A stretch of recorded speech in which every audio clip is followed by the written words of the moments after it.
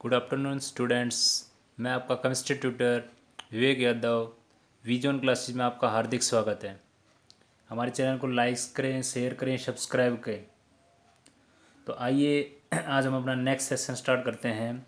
अब तक हमने जो प्रीवियस पार्ट में डिस्कस किया था डाल्टन एटॉमिक थ्योरी और उसके लिमिटेशंस, आज हमारा मेन मोटिव होगा modern atomic theory, Avogadro hypothesis, और इसी के अंदर हम एवरेज फाइंड आउट करेंगे, एप्लीकेशन ऑफ एवोगाड्रो लॉ, और कुछ स्मॉल स्मॉल टर्म डिस्कस करेंगे एटॉमिक मॉलिक्यूलर मासेस के बारे में।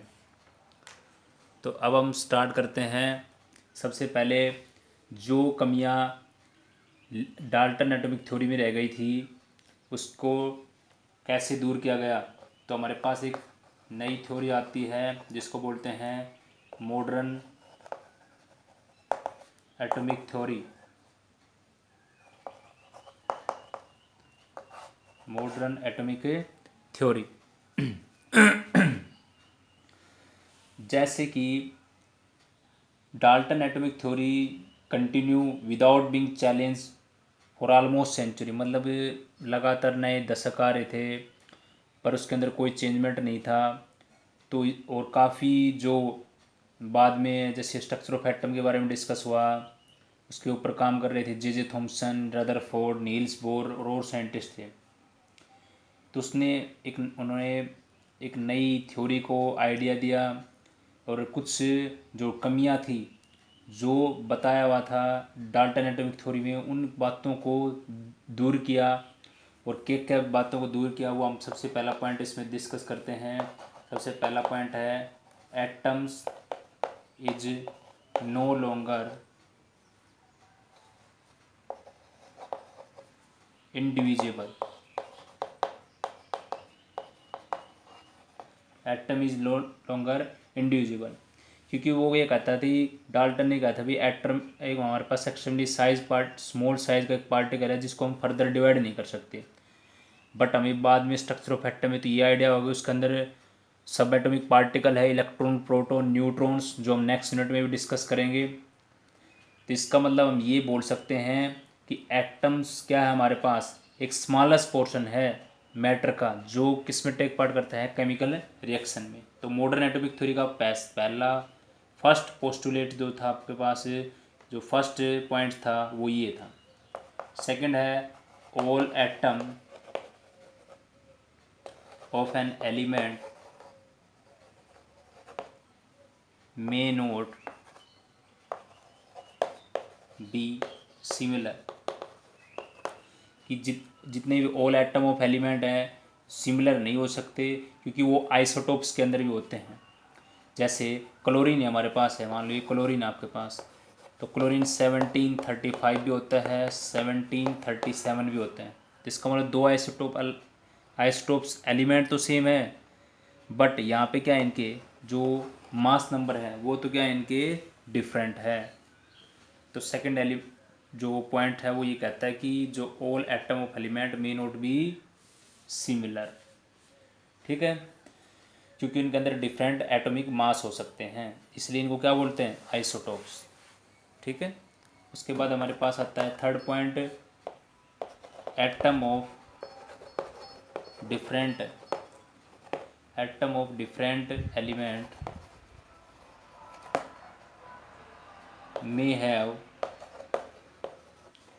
सेम एटॉमिक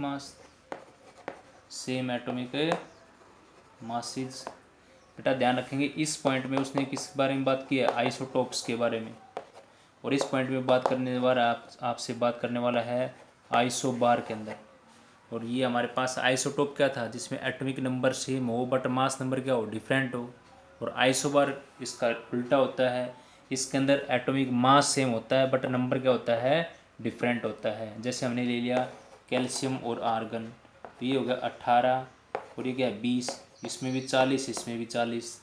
इसका मतलब जो ऊपर का नंबर है 40 ये तो सेम है ना, और इसी ऊपर वाले नंबर को क्या बोलते हैं बेटा, इसको बोलते हैं एटॉमिक मास, और ये है एटॉमिक नंबर। तो नंबर तो डिफरेंट है बट मास सेम है।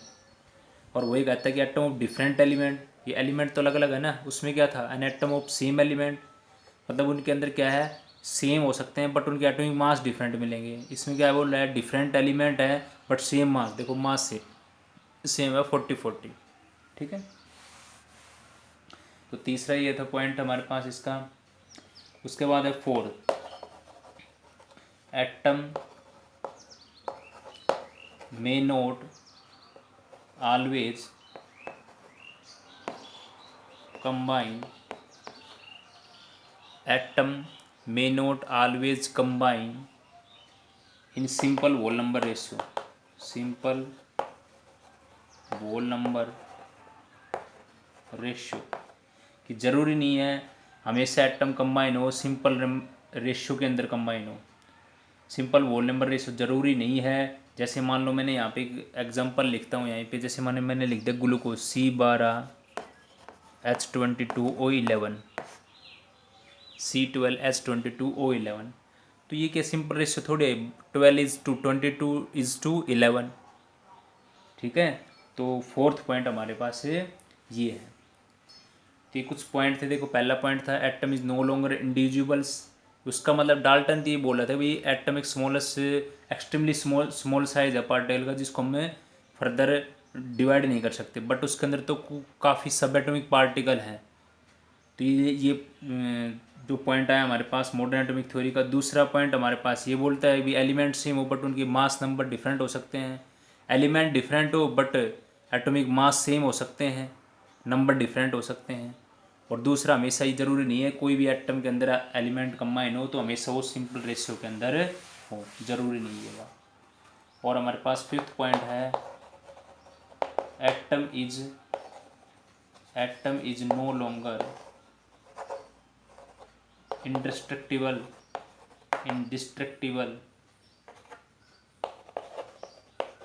डिस्ट्रक्टिबली, कि जब भी, क्योंकि जो हम कोई भी न्यूक्लियर रिएक्शन पढ़ते हैं तो आपके पास ये न्यूक्लियस हो गया, ये आउटर मोस्ट में क्या करते हैं इलेक्ट्रॉन रिवॉल्व करते हैं। ये भी बातें स्ट्रक्चर ऑफ एटम जो हम करेंगे ना next chapter, structure of atom, वो सारी बातें बताता है। वो भी सेंटर के अंदर न्यूक्लियस होता है, इस ऑर्बिट जो है उसके अंदर इलेक्ट्रॉन रिवॉल्व करते हैं। तो कहता है जैसे इसके ऊपर हम काफ़ी न्यूक्लियर रिएक्शन पढ़ते हैं और न्यूक्लियर रिएक्शंस के अंदर जो हमारा मास ऑफ न्यूक्लियस है वो कन्वर्ट हो जाता है in the form of energy में, जिसमें हमारे पास रेज निकलती है अल्फा बीटा गामा। तो इसलिए हम बोल सकते हैं, ये बात किसने बोली थी, ये बात बोले डाल्टन बोल रहा था कि भाई एटम जो है इज़ नो लॉन्गर डिस्ट्रक्टेबल, जो किसने बताई थी, डाल्टन ने। बट ये बात नहीं है क्योंकि हमने डिस्ट्रक्ट करके तो in the form of energy में तो कन्वर्ट कर दिया अल्फा बीटा गामा रेज के अंदर। तो ये बातें जो दिक्कत या प्रॉब्लम क्रिएट कर रहे थे किसके अंदर, डाल्टन एटॉमिक थ्योरी में, उन बातों को बिल्कुल क्लियर आउट किया गया है मॉडर्न एटॉमिक थ्योरी के अंदर। मतलब उनके अंदर ऐसा नहीं है कि जो उन्होंने बताया वो बिल्कुल सही था डाल्टन ने, तो मॉडर्न में उन चीज़ों को सारे को चेंज कर दिया, ठीक है। अब हमारे पास एक इम्पोर्टेंट, इसके बाद एक टॉपिक आता है एवोगैड्रो हाइपोथेसिस। एवोगैड्रो हाइपोथेसिस ध्यान रखेंगे जब हम स्टडी कर रहे थे, जब इस जैसे पीछे क्लास आया था हमारे पास गे लूसेकला, वो यही कहता है कि जब भी हम सिमिलर कंडीशन टेम्परेचर और प्रेशर पे जब भी कोई दो वॉल्यूम ऑफ गैस को कंबाइन करते हैं तो वो गैस किस में होती है, एक सिंपल रेशियो में आती है। तो उसी चीज़ को देखते हुए जो हमारे पास एवोगैड्रो, इसको बोलते हैं अमीडो एवोगैड्रो, इसने एक रिलेशनशिप एस्टेब्लिश किया गया। वो ये कहता था अकॉर्डिंग टू एवोगैड्रो हाइपोथेसिस, ये बोलता है कि under similar condition of temperature and pressure, अगर मैं टेम्परेचर प्रेशर कंडीशन को सिमिलर रखूँ तो equal volume of all gas contain equal number of molecule. अब इस बात को कैसे समझेंगे हम, ये कहते हैं मान लो मेरे पास 3 कंटेनर है, एक कंटेनर, 2 कंटेनर और एक ये कंटेनर हो गया, ये 3 कंटेनर हो गए बेटा, ठीक है। अब क्या करते हैं, इस कंटेनर के अंदर मेरे पास है H2, इसके अंदर है O2 और इसके अंदर है मेरे पास N2। और स्टैंडर्ड कंडीशन जब हमें सिमिलर कंडीशन टेम्परेचर प्रेशर की लेनी है तो मैंने इनको सबको तीनों पे ले लिया NTP पे, NTP या STP भी ले सकते हैं, स्टैंडर्ड टेम्परेचर प्रेशर या नॉर्मल टेम्परेचर प्रेशर पे। तो 3 कंटेनर के अंदर 3 अलग अलग गैस हैं, एक में H2 है, एक O2 है, एक N2 है। आप ध्यान रखेंगे ये हो सकता है कि तीनों गैसों का नेचर अलग अलग है और इनके अंदर जो आपके पास मोलिक्यूल हैं जैसे इनके साइज़ भी डिफरेंट हो सकते हैं, साइज़ क्या हो सकते हैं, डिफरेंट हो सकती है। इसलिए हमने 3 स्टार लगा देते हैं इसमें। जैसे इसको हमने 1 2 3 4, जैसे इसको स्टार से कर दिया, इसको मान लो कोई इस सर्कल से कर दिया और इसको हमने जैसे डॉट से कर दिया। तो आपको देख रहे हो सभी जितने भी ये कंटेनर है इन तीनों के अंदर 4 4 डॉट करी है ना मैंने, ठीक है। तीनों को अलग अलग दिखाने के लिए मैंने एक में स्टार कर दिया, एक में होल सर्कल कर दिया, एक में डॉट कर दिया आपके पास। ओके, तो ये आपके पास एवोगाड्रो हाइपोथेसिस यही कहती है, अगर मैं सिमिलर कंडीशन टेम्परेचर प्रेशर की रखता हूँ और मैंने इनके अंदर इक्वल वॉल्यूम लिया है, इक्वल का मतलब जैसे इसमें भी मैंने 10 मोल्स लिए H2 के, इसमें भी 10 है, इसमें भी 10 है, मतलब तीनों के अंदर जो मैंने क्वांटिटी ली है वो बराबर ली है। अगर मैं ये चीज़ बराबर लेता हूँ तो इनके अंदर नंबर ऑफ एटम जो हैं वो भी बराबर होंगे, contain equal number of molecules या एटम इनके अंदर बराबर होंगे। जैसे इसमें भी 4 थे, इसमें भी 4 है, इसमें भी 4 है। अगर मैं इनके अंदर इक्वल वॉल्यूम लेता हूँ तब, तो यही लिखा हुआ है under similar condition of temperature pressure equal volume of all gas contain equal number of molecule. अगर इक्वल वॉल्यूम लेंगे तो इक्वल ही मोलिक्यूल मिलेंगे उनके अंदर, ठीक है। साइज डिफरेंट हो सकता है, मोलिक्यूल का साइज डिफरेंट हो सकता है और मास भी, क्योंकि जैसे इसमें मास 2 होगा, इसमें 16 × 2 32 होगा, इसमें 14 × 2 28 होगा। मास और साइज डिफरेंट हो सकता है, बट अगर वॉल्यूम इक्वल है और कंडीशन सिमिलर है टेम्परेचर प्रेशर की तो उसके अंदर इक्वल नंबर ही मोलिक्यूल के होंगे, ठीक है। दूसरा, इसी जो एवोगाड्रो हाइपोथेसिस को थोड़ा सा और मॉडिफाई किया गया था, एक डेफिनेशन और भी दी गई थी। वो किसने दी थी, वो मॉडिफिकेशन किसने किया था एवोगाड्रो हाइपोथेसिस ने में वो किया था, उसी को बोलते हैं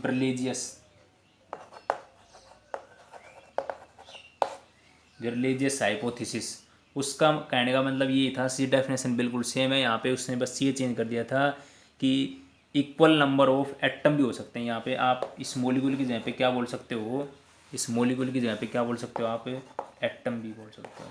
तो बर्नौलियस हाइपोथेसिस जो है उसमें मॉडिफिकेशन करके ये बताया गया था, अगर इक्वल वॉल्यूम हो तो उसके अंदर ऑल गैस में इक्वल नंबर ऑफ एटम होंगे और इक्वल वॉल्यूम हो तो ऑल गैस के अंदर इक्वल नंबर ऑफ मोलिक्यूल होंगे, ठीक है। तो ये दोनों बराबर होंगे। क्यों, क्योंकि उसने क्लियर आउट कर दिया था इन दोनों बातों। कैसे क्लियर आउट किया, जैसे बर्नौलियस में तो आता है एटम और एवोगाड्रो में क्या आया था आपके पास है molecule.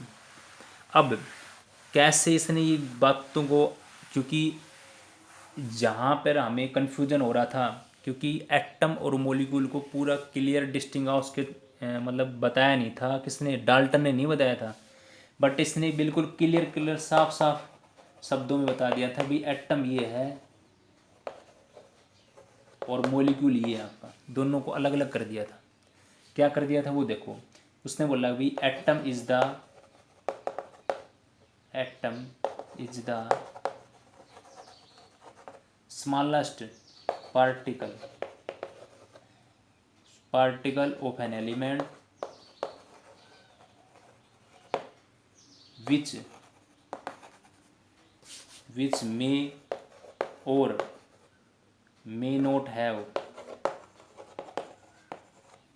may or may not have independent existence।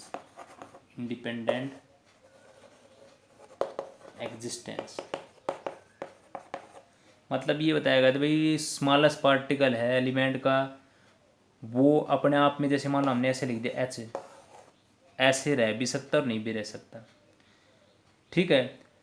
दूसरा, क्योंकि मोलिक्यूल जो है वो कब बनता है, जब दो आपके पास कोई एटम है वो कंबाइन होता है तो उससे क्या बनता है, मोलिक्यूल बनता है। तो इसी तरह उसने मोलिक्यूल को ये बोला गया डेफिनेशन, मोलिक्यूल की डेफिनेशन ये थी कि स्मॉलेस्ट पार्टिकल ऑफ सबस्टेंस, या आप बोल सकते हो स्मॉलेस्ट पार्टिकल ऑफ एलिमेंट या कंपाउंड। स्मॉलेस्ट पार्टिकल ऑफ है, जैसे मान लो ये तो देखो एटम की होगी, smallest particle of an element which may or may not have independent existence, ये तो एटम बताया गया था। मोलिकुल में उसने बोला था, यहाँ पे मोलिकुल आ जाएगा, molecule is the smallest particle of an element भी हो सकता है और कंपाउंड भी, एलिमेंट भी और कंपाउंड भी, बट इसमें बताया ये which can be exist, which can be exist independently, which can be exist independently.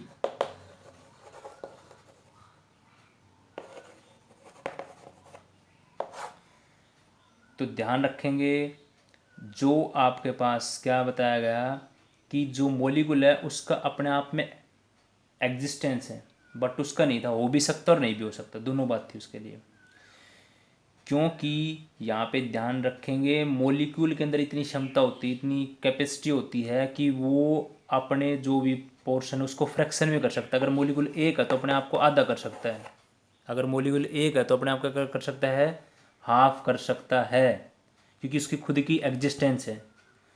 But अगर हम सेम बात एटम के लिए करें कि भाई एटम अपने आप में एक और वो अपने आप को आधा कर देगा, ये बात बिल्कुल गलत है। एटम अपने आप को आधा नहीं कर सकता, ठीक है, बट मोलिकुल अपने आप को क्या कर सकता है, हाफ कर सकता है, ठीक है। इसलिए जो क्लैश था किसके लिए, डाल्टन एटॉमिक थ्योरी के लिए, अब वो एवोगाड्रो हाइपोथेसिस में कोई क्लैश नहीं था। इसलिए उसने बताया ना कि अगर इक्वल वॉल्यूम लेते हैं all gas contain equal number of atom भी हो सकते हैं या इक्वल नंबर ऑफ मोलिकुल भी हो सकते हैं, ठीक है। आइए आज हम वो भी बताएंगे आपको कि कैसे मोलिकुल को हम हाफ करते हैं। जैसे देखो एक एग्जांपल हम देते हैं, इसी में मैंने लिखा H2 + Cl2 और यहाँ पे बन गया HCl, H2 + Cl2 HCl, यहाँ पे कितना होगा 2।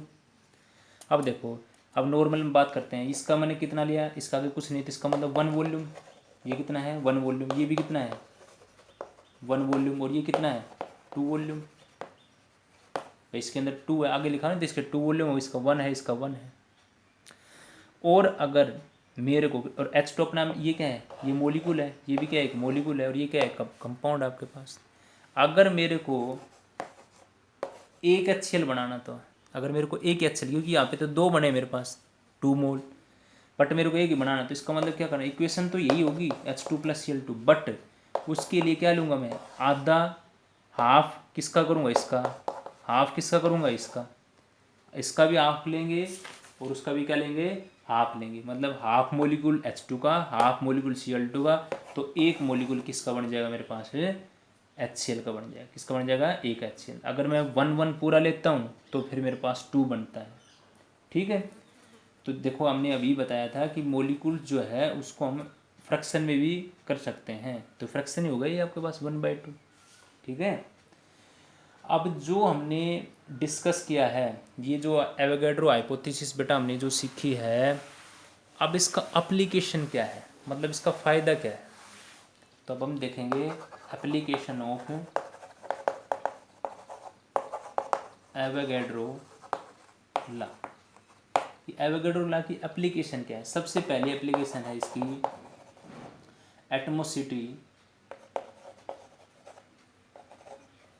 इससे हम एटमोसिटी को डिफाइन कर सकते हैं। सबसे पहले हम किसको बता सकते हैं, कोई भी आपके पास एलिमेंट है उसकी हम एटमोसिटी को, तो डिटर्मिनेशन ऑफ एटमोसिटी, डिटर्मिनेशन ऑफ एटमोसिटी कैसे, जैसे देखो अब हम ध्यान रखेंगे कैसे हम एलिमेंट और कंपाउंड में एटमोसिटी बता सकते हैं। जैसे एलिमेंट में बता सकते हैं और हम कंपाउंड में भी उसकी एटमोसिटी को बता सकते हैं। कैसे बताओगे वो देखो, मान लो मैंने लिख दिया H2, क्या लिख दिया H2, तो बेटा यहाँ पे इस H2 की एटमोसिटी कितनी है 2, मतलब जो नंबर इधर नीचे दिखता है ना वो उसकी एटमोसिटी होती है। मैंने लिख दिया O2 तो इसकी एटमोसिटी कितनी है 2, या मैंने लिख दिया P4 तो इसकी एटमोसिटी कितनी है 4 है, कितनी है 4, या मैंने लिख दिया S8 तो यहाँ पे एटमोसिटी कितनी है 8 है। मतलब इसमें 8 एटम जुड़ के ये बना है S8, या इसमें 4 P जुड़ के बना है P4। जैसे 4 P कैसे, 1 पी 2 पी 3 पी 4 पी। तो ऐसे 4 पी जुड़ के P4 बना है। ऐसे S8S जुड़ के S8 बनता है। ठीक है। इसी तरह कंपाउंड में जैसे मान लो मैंने लिख दिया यहाँ पे HCl NH3 और CH4। अब देखो मतलब यहाँ पे हमने कितने बॉन्ड बनाए थे यहाँ पे। जैसे अब HCl है, जैसे H और Cl ऐसे है ना, और NH3 CH4। तो कंपाउंड के अंदर आप ये बॉन्ड काउंट करके बताना आपको जैसे। ठीक है। जैसे मान लो देखो एक एक ना ध्यान देंगे यहाँ पे। तो कंपाउंड के अंदर एटमोस्टिक का मतलब क्या है बेटा, जो सेंट्रल एटम है ना वो कितने बॉन्ड बना सकता है। जैसे इसमें एटम कितने बॉन्ड बना रहा है आपके पास 1 2 3 4। तो यहाँ पे कितने हैं 3, यहाँ पे कितना बॉन्ड 1। इसका मतलब जो सेंट्रल एटम है वो आपके पास कितने बॉन्ड बनाने की टेंडेंसी रख सकता है। तो ये 3 बनाने की रख सकता है नाइट्रोजन। तो यहाँ पे 3 होगी, यहाँ पे 4 हो गया, यहाँ पे कितने होगी, यहाँ पे आपके पास हो गया। जैसे अब इसके अंदर तो क्या है, जैसे यहाँ पे H एटम, H ने अपना ट्रांसफ़र इधर किया, इसने इधर ट्रांसफ़र किया। ठीक है। उसी तरह नाइट्रोजन के पास कितने हैं, जैसे मान लो ये बताते हैं ना टोटल 5 होते थे, 1 2 3 4 5 हो गया आपके पास, 3 4 5 हो गया। तो यहाँ पे हमारे पास होगी 1, यहाँ पे 3 और यहाँ पे कितना हो गया 4। ठीक है। इसमें 1, इसमें 3, इसमें 4 है।